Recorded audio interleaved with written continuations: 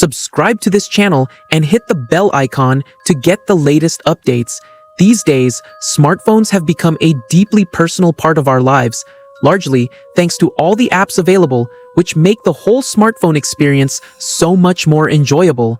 Among these apps, social networking platforms are some of the most popular. Things like Facebook, WhatsApp, Twitter, and Snapchat. But did you know that using these apps can sometimes turn out to be genuinely dangerous? So stick with us in this video, because we're about to tell you a mysterious, true story involving Snapchat that'll send chills down your spine. Since this information is confidential, we'll be changing the names of the people involved in this true story. This happened in a small town in the state of Alaska, USA, when something very strange occurred. Two boys in high school were close friends. The two of them often sent each other texts or snaps through Snapchat. During the holidays, one of them, Tom, was sitting at home, feeling bored. He picked up his phone and sent his friend Ben a funny snap. The snap was delivered, but Ben never opened it. After waiting a while, he sent another snap, and again, it was delivered, but never opened. Tom figured Ben was probably just busy with something, so he started chatting with some of his other friends. While going down his friends list, he came across Ben's name, and another friend mentioned that Ben had lost his phone that very evening. That came as a shock, since the snaps were clearly showing as delivered. So he immediately called Ben's landline, and, luckily, Ben picked up. Talking to Ben, he learned that Ben really had lost his phone that evening, and that until just a little while ago, it had been showing as switched off. He explained about the snaps he'd sent and confirmed that they were indeed being delivered, which meant whoever now had the phone was likely using it. After talking to Ben, he sent another text through Snapchat explaining that the phone belonged to his friend and asking whoever was using it to return it to the address he provided. Tom included his address in the message. This time, whoever had the phone actually opened the text, and after a while, sent a reply. What came back made his blood run cold. It was a snap showing an extremely creepy, close-up photo of someone with an unnervingly long smile, captioned, "I am coming for you."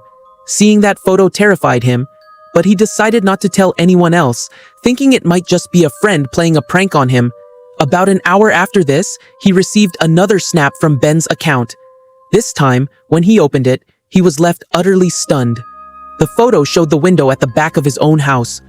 Tom ran to the window, but there was no one there. By now, he was thoroughly frightened, so he immediately called Ben and asked him to come over. Ben rushed straight to his house, and together they emailed Snapchat's support team, asking for help blocking Ben's account.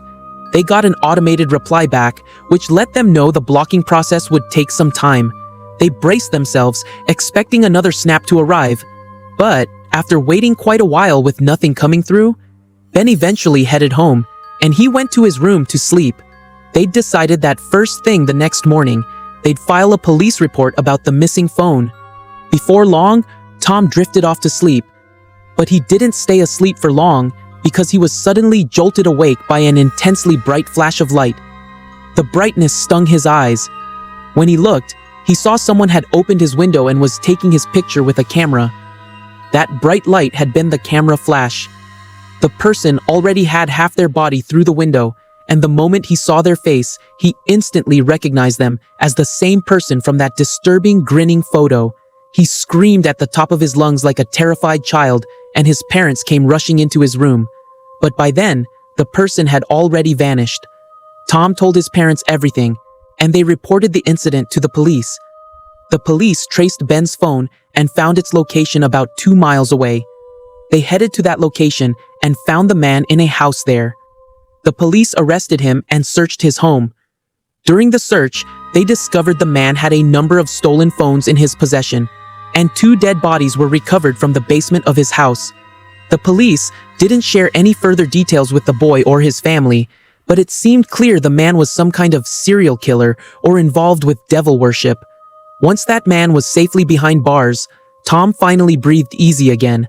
But even now, remembering that night still sends chills down his spine. And that's where we'll wrap up today's video. There are more true stories just like this one out there. If you enjoyed this, like and share the video. The more likes we get, the sooner we'll bring you the next part.